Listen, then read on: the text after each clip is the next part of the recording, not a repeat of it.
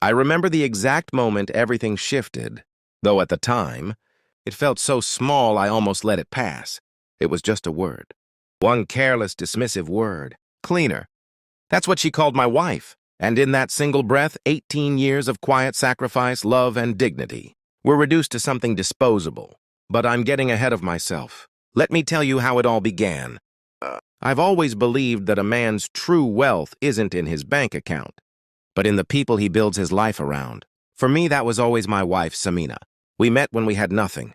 No savings, no property, just stubborn determination and a shared belief that life would eventually meet us halfway if we kept pushing forward. She worked mornings at a small clinic, and I took double shifts wherever I could. Some nights, we'd sit on the floor of our tiny apartment, sharing one meal and laughing like we owned the world. She never complained, not once.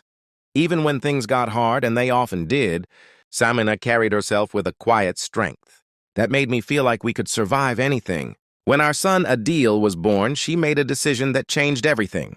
She left her job to raise him full-time. "I don't want him growing up alone," she told me. "We'll figure the rest out." And we did. Every school project, every scraped knee, every late-night fever. She was there.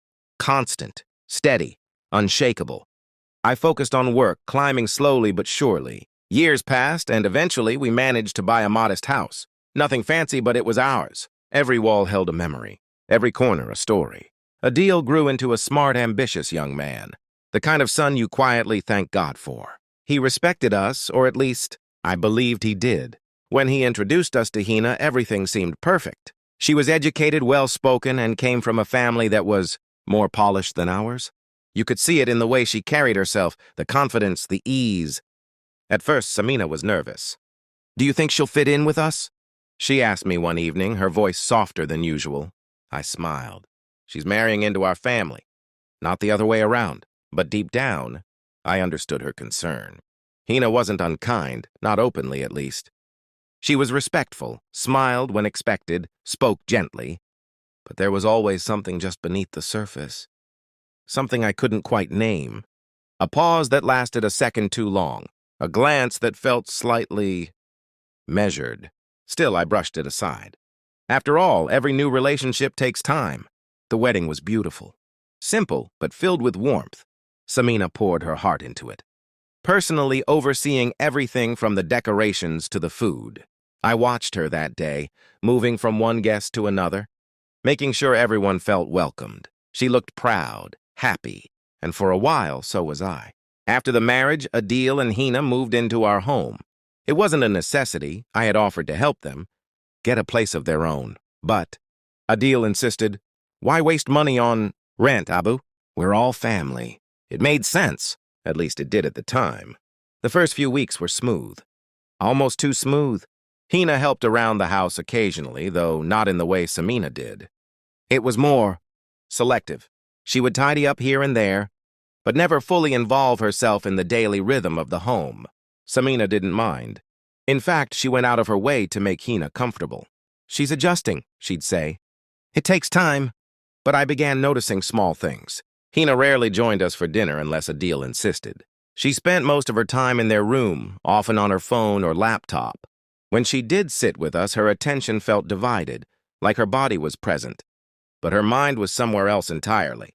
And then there were the conversations, subtle comments wrapped in politeness. "Oh, Auntie, you still do all the housework yourself?" Or, "In my parents' home, we usually have someone for this kind of thing." Samina would smile, brushing it off. "It keeps me active," she'd reply. But I could see it. The slight tightening around her eyes. The way her hands would pause for just a moment before continuing. One evening, I found her folding laundry alone in the bedroom. "You should rest," I told her. "You've been on your feet all day." She smiled, but it didn't quite reach her eyes. "I'm used to it." I wanted to say something more, but I didn't. Maybe I should have. Maybe that was my first mistake. The real shift came on a quiet Sunday afternoon. It was one of those rare days when the house felt still. Adil had stepped out to run some errands, and I was in the study, going over some paperwork. Samina was in the kitchen preparing tea. Hina was on a call in the living room. At first, I wasn't paying attention, but her voice carried, clear, confident. "Yes, we're still staying here," she said. It's convenient for now. A pause. Then she laughed softly. No, it's not like that. It's just, you know how it is. Another pause. And then, well, technically it's his parents' house. His father handles finances and his mother, she hesitated just for a second. She mostly manages the house, like a cleaner, really. I froze. The words didn't register immediately. It was as if my mind refused to process them. Cleaner, not mother. Not homemaker. Not the woman who built this life from nothing. Cleaner. I felt something tighten in my chest, not anger, not yet. Something colder, sharper. I stood up slowly, my hands curling into fists without me realizing it. From the kitchen, I could hear the faint clink of cups. Samina was still making tea.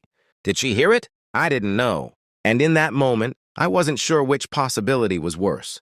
I stepped toward the living room, each footstep heavier than the last. Hina was still on the call, her tone casual, almost amused. I mean, it's fine for now, she continued. We'll move out eventually. A deal deserves better, honestly. Better. That word landed differently. Because now it wasn't just about Samina. It was about everything we had built. Everything we had given. I stopped just before entering the room, standing out of her sight. My mind raced, memories flashing, small moments rearranging themselves into something clearer, darker. The polite smiles, the measured glances, the subtle comments. They weren't harmless. They were signals, and I had ignored them. Behind me, I heard soft footsteps. Samina. She walked up beside me, holding a tray with 3 cups of tea. Her hands were steady, but her eyes told me everything. She had heard. For a brief second, our gazes met. There was no anger in hers, just quiet understanding. And something else, something that felt dangerously close to acceptance. That's when I realized this wasn't the first time she had felt small in her own home. It was just the first time I had heard it out loud. Hina's voice continued in the other room, unaware. I just think some people get too comfortable staying where they don't really belong. The tray in Samina's hands trembled, just slightly. Not enough for anyone else to notice. But I did. And in that moment, something inside me shifted.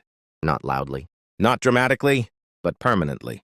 I reached out and gently took the tray from her hands, setting it aside on a nearby table. She didn't say a word. Neither did I, because sometimes silence says more than anything else ever could. I turned back toward the living room, toward the voice that had just redrawn the lines of my family. And as I took that first step forward, I knew one thing with absolute clarity. Nothing in this house was going to remain the same. The moment I stepped into the living room, Hina turned. She didn't flinch. That's what I remember most clearly. There was no shock. No embarrassment, no immediate regret. Just a brief pause. Like someone caught mid-sentence who hadn't yet decided whether to apologize or to continue. Her phone was still in her hand. For a second, neither of us spoke. Then she ended the call. I didn't realize you were there, she said calmly. It wasn't an apology. It was a statement. Behind me, I could feel Samina's presence, quiet and still. I didn't turn to look at her. I already knew what I would see. That same composed expression she had worn for years whenever life asked her to endure something without protest. But this time, I wasn't going to let silence carry the weight alone. I heard enough, I replied. My voice surprised even me. It wasn't loud. It wasn't angry. It was steady, controlled in a way that made every word land heavier. Hina straightened slightly, crossing her arms. Not defensively, but with a kind of quiet confidence. You misunderstood, she said. No. I shook my head slowly. I understood perfectly. Another pause. Then finally something shifted in her expression, not guilt, but impatience. I didn't mean it the way you're taking it, she added. I was just explaining how things are. How things are, I repeated. The words echoed in my mind. I glanced briefly toward Samina.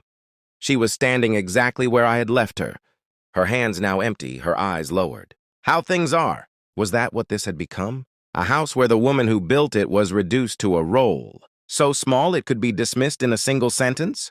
I turned back to Hina. And what exactly is that? I asked quietly. She hesitated this time, just a fraction. I mean, Auntie manages the house, she said carefully. That's all I meant.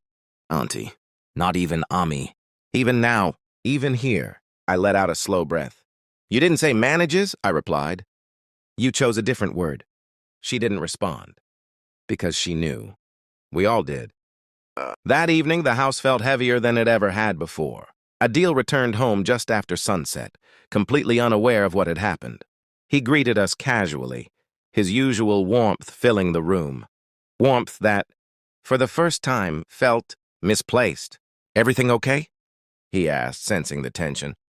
I looked at him for a long moment. This was my son. The boy Samina had stayed up nights for.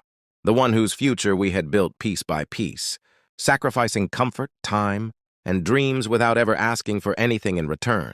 And yet, standing there, I realized something difficult. He didn't know. Not really, because we had never shown him the cost of what we gave. Hina and I had a conversation today, I said. He glanced between us. About what? Hina spoke before I could answer. It was nothing serious, she said lightly. Just a misunderstanding. Adil relaxed almost instantly. See? I knew it! That response, so quick, so effortless, told me everything I needed to know. He wasn't going to ask deeper questions. He wasn't going to look beneath the surface. Because to him, everything was still fine. And maybe that was our fault. We had made life too easy for him to ever notice when something wasn't. Later that night, after everyone had gone to their rooms, I found Samina sitting alone in the bedroom. The lights were off, but I could see her silhouette near the window. She didn't turn when I entered. For a while, I just stood there. I should have said something sooner, I finally said. She shook her head gently. It wouldn't have changed anything. Her voice was calm. Too calm. It matters, I insisted.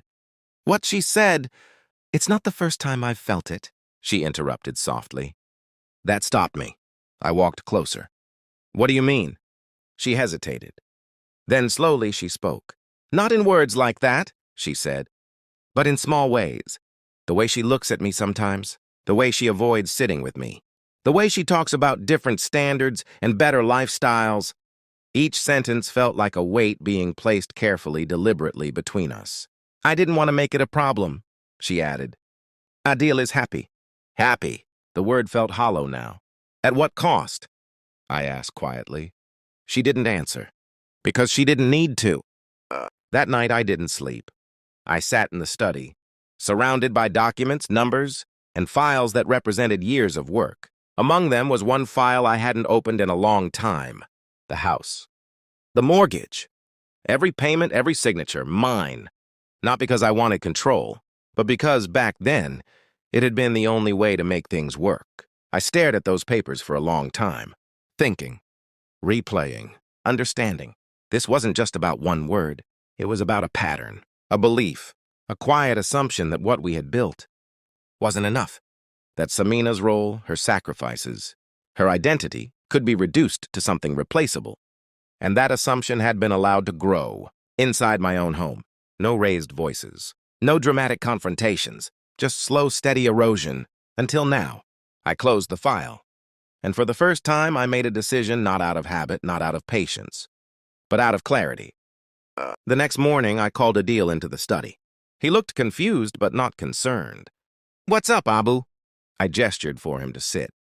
He did, leaning back casually. I studied his face for a moment, searching for the boy I remembered. Then I spoke. I think it's time you and Hina start thinking about your own place. His expression changed instantly. What? Why? It's the next step, I said calmly. You're married now. You need your own space. He frowned. But we already talked about this. It doesn't make sense financially. I nodded. I understand. So why now? There it was. The question he didn't expect. I held his gaze. Because sometimes, I said slowly, comfort can come at the cost of respect. He blinked, clearly not following. What does that mean? I leaned forward slightly. It means, I continued, that a home is not just walls and a roof. It's built on how people treat each other inside it. He shifted in his seat, uneasy now. Did something happen? I paused. Then I said the one thing I knew would change everything. You should ask your wife. Silence filled the room, heavy, unavoidable. And in that silence, I saw it. The beginning of something breaking. Not loudly, not all at once, but enough enough to know that what came next wouldn't be easy, because respect once questioned doesn't quietly return. And as Adil stood up, confusion turning slowly into something sharper, I realized this wasn't the end of the problem. It was just the moment it finally surfaced. And whatever happened next would decide whether we were still a family or just people living under the same roof, pretending to be one.